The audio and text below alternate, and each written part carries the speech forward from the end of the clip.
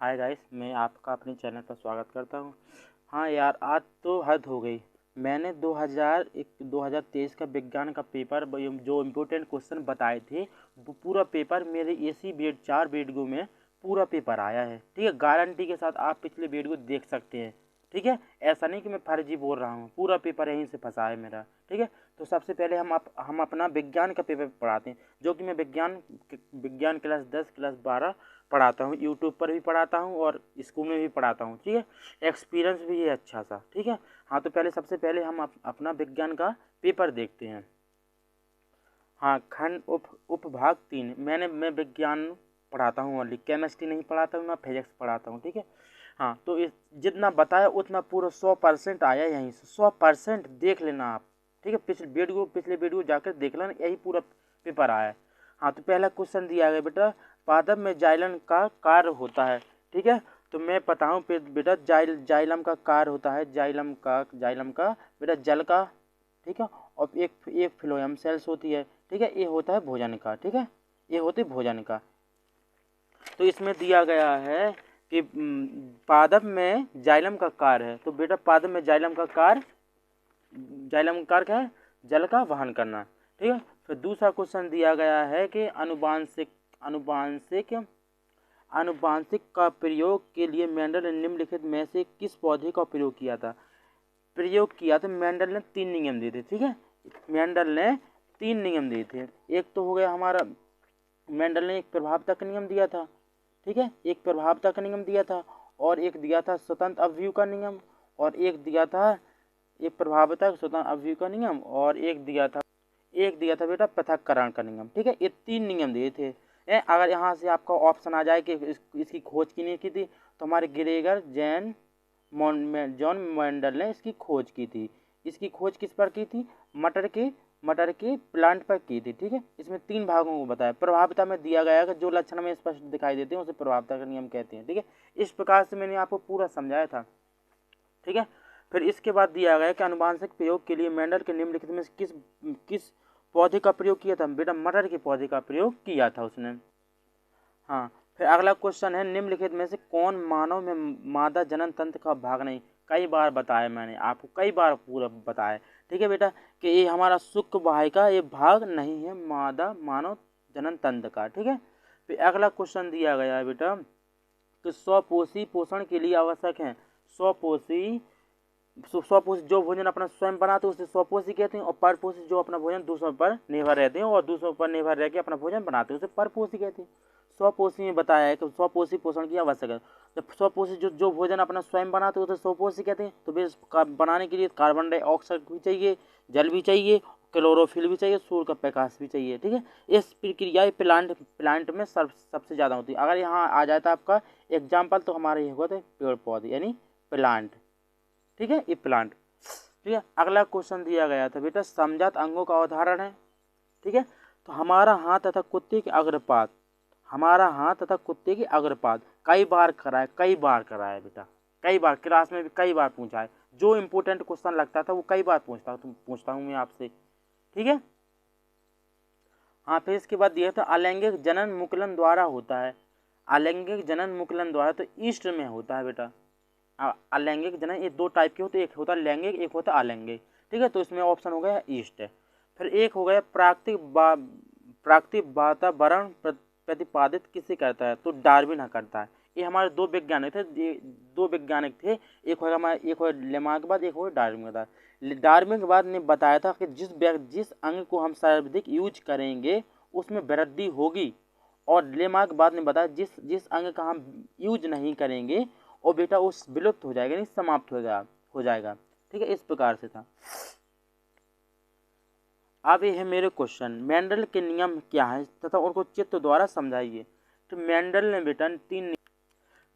3 नियम दिए थे। पहले वो कह मेंडल के नियम क्या है, मतलब मेंडल ने कितने नियम दिए थे, तो उसको चित्र द्वारा समझाइए। तो चित्र द्वारा मैंने इस प्रकार से आपको समझाया था। मेंडल ने 3 नियम दिए थे, एक तो प्रभावता का नियम, एक पृथक्करण का नियम, एक स्वतंत्र अवयव का नियम। हाँ, तो पहले पृथक्करण के नियम। प्रभावता का नियम, जब विपरीत लक्षणों वाले पौधों को बीज संकरण कराया जाता तो उनकी संतानों में एक ही लक्षण दिखाई देता है और दूसरा लक्षण दिखाई नहीं देता है।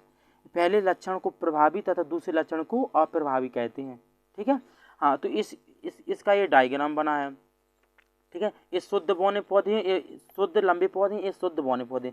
शुद्ध लंबे पौधे को हम कैपिटल टी से प्रदर्शित करेंगे और स्मॉल को स्मॉल टी से प्रदर्शित करेंगे। जब बेटा इनका क्रॉस कराएंगे तो एक इसमें से टी यहाँ आ जाएगा, एक इसमें से टी आ जाएगा। ठीक है। तो ये संकरण होगा। संकरण का मतलब यहाँ पे क्रिया चल रही है।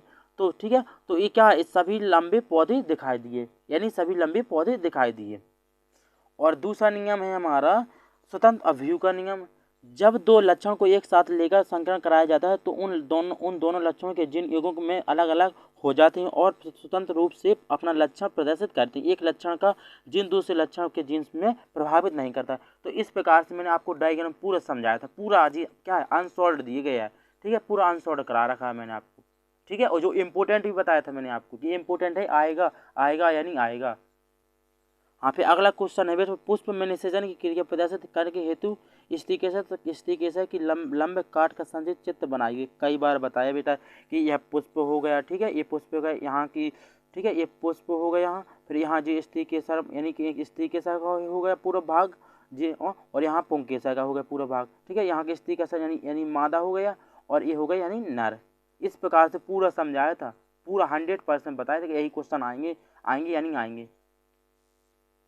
हाँ, अगला क्वेश्चन है वन संरक्षण क्यों आवश्यक है, वर्णन कीजिए। वन संरक्षण का मतलब होता है बेटा पेड़ पौधों को बचाना, यानी संरक्षण का मतलब होगा बचाना।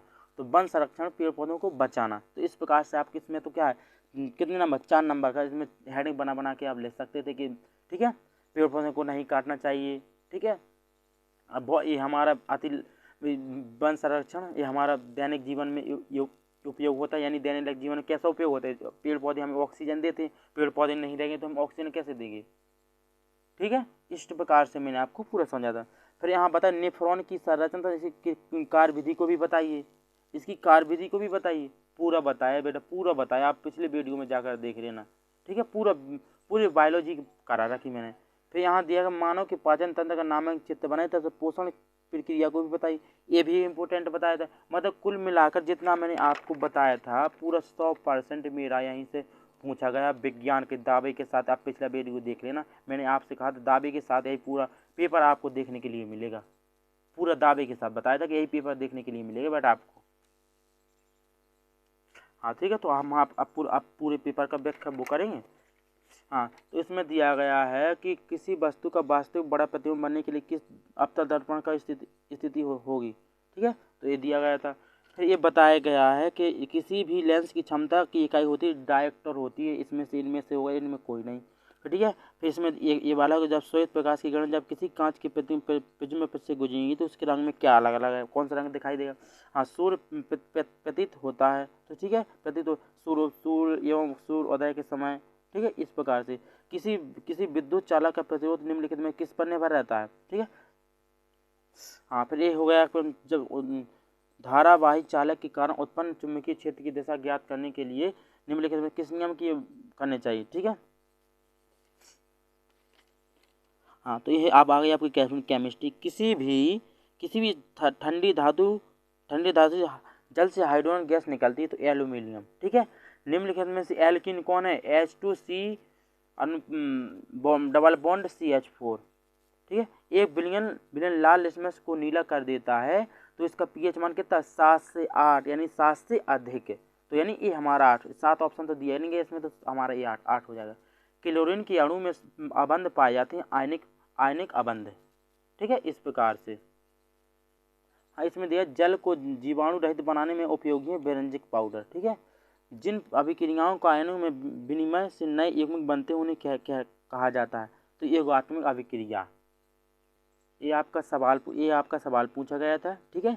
फिर अगला क्वेश्चन ठीक है, ये भी आपका सवाल पूछा गया था, यानी 2 नंबर का सवाल आया था आपका। हाँ, फिर दिया गया था ओम का नियम बताइए, पूरी व्याख्या से 4 नंबर में आता है। एक विद्युत मोटर की कार्रवाई सिद्धांत क्या है। ठीक है। ये भी कई बार बताया सर जी ने आपको। ठीक है। अगर आपको वीडियो अच्छी लगी हो तो सब्सक्राइब एवं एक अच्छा सा कमेंट कर देना, जिससे मैं आगे के आपके पेपर हैं उसमें इम्पोर्टेंट क्वेश्चन छांट के आपको करा सकूं। ठीक है। तो एक अच्छा सा कमेंट कर देना और कमेंट में मुझे ज़रूर ये बता देना कि मैं आपके आगे के पेपर के लिए कौन कौन इंपॉर्टेंट क्वेश्चन छाँटूँ या ना छाँटूँ। ठीक है, जय हिंद जय भारत।